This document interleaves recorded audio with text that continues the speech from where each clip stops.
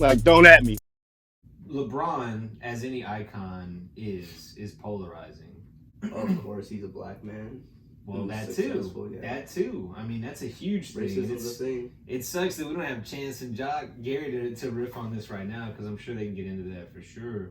But I mean, that's something about it too. You still kind of have this, you know, it's one of those things. You know, the country. I'm not saying anything that we don't already know. We saw everything that happened last year. You know, I feel like things. Fortunately, some of the important conversations are still being had, but obviously a lot of the negative and a lot of the hate is still out there.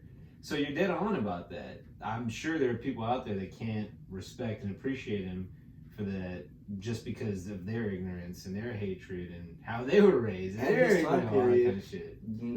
Politically, what was going on in the '90s when Michael Jordan dropped this Right. movie. Well, and compared that's the to- thing. It's a very different world. Yeah. So in the '90s, that almost kind of felt like the Bulls just kind of felt like the decade in the sense of like this team that just keeps winning. The '90s felt. I mean, there are a lot of challenges in the '90s, but my childhood was in the '90s. I look back now, and maybe everybody, is nostalgic of their childhood or whatever. But looking back, I say, man, if I was this age, like my current age in the '90s, I'd be way happier. Because things were just a little bit more loose then, I feel like. And it was this pre-internet age where a lot of the interpersonal relationships were more meaningful.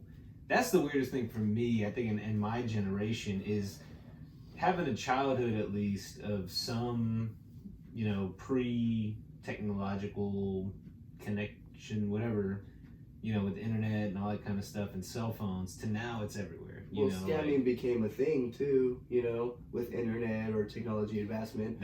Look at Jordan Belfort. He changed Wall Street. Because he was scamming people. And when you have an internet, just like you can hide behind a camera, any system, I think, right? Something. Yeah, any system. It's just it goes back to the identity thing. Now it's a lot easier to do those things, maybe a little bit more prevalent, because you can do all this essentially snooping around somebody's territory, stealing shit, or vandalizing their shit virtually. It's not like you going into somebody's house and fucking their stuff up as you used to be in the '90s. And I mean, imagine. Well, that would imply that was common then. It definitely didn't happen. Put it this way: if it happens, it's not happening under your nose unless you're out of town. Like now, I mean, digital makes it happen. It could be happening right now. Knock on wood, hoping it's not. But we definitely strayed. I know we're talking about LeBron and kind of the big picture take on LeBron, but it makes me curious. The most notable difference for me, and I don't even have beef with the idea of LeBron being in a Space Jam. No, sorry. Being in a Space Jam, I don't think that's like that's a diss or a knock on Jordan or anything. I think it's cool that somebody new is trying it. And he's earned it. It's not just like any Joe Schmo basketball player. It's somebody that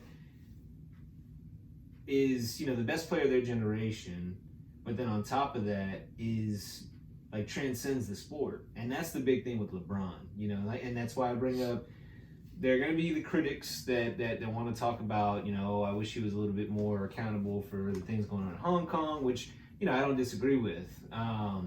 But you also look at all the stuff he does for the community and, building schools and things like that. But what's strange to me, and I haven't been able to figure this out, because I don't feel like he's phony. He's corny, but I don't feel like he's phony. I feel like of course not. Yeah, of course. But he just doesn't resonate the same with. And again, you can correct me, because what do you mean resonate? You're the younger generation. I don't feel he resonates at all in the way with your generation, the way Jordan did with ours. Have a connection, or being inspired. Inspired, I guess you could say, or so now kind of talk big picture about LeBron versus Jordan, not necessarily the players, because I think I don't know too many people. It's still a lopsided, probably 70-30 Jordan LeBron. That might even be giving liberties to LeBron. It's probably more like 90-10.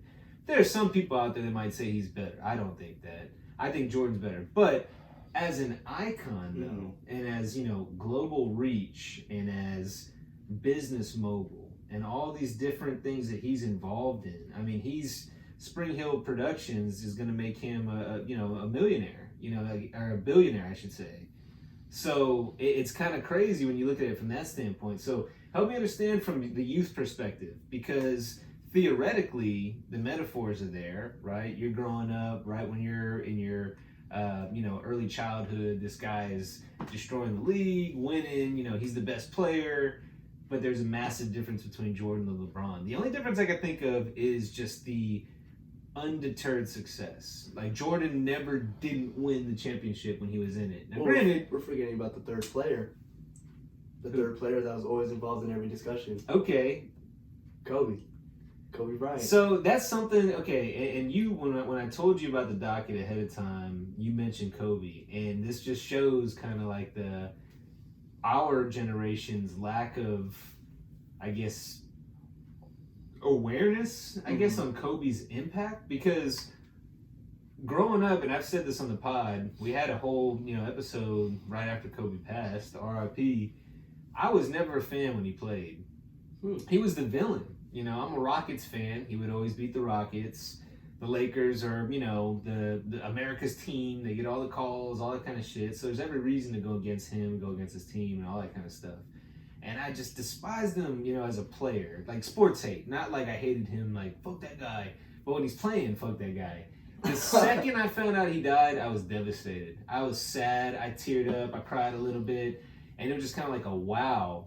Smack in the face. And I think it's sad, of course, that it took that moment for me to kind of put him into perspective and say, like, damn, like, now I can respect his style. He's driven like Brady, just wants to win. He doesn't give a shit how, as long as he finds a way to win.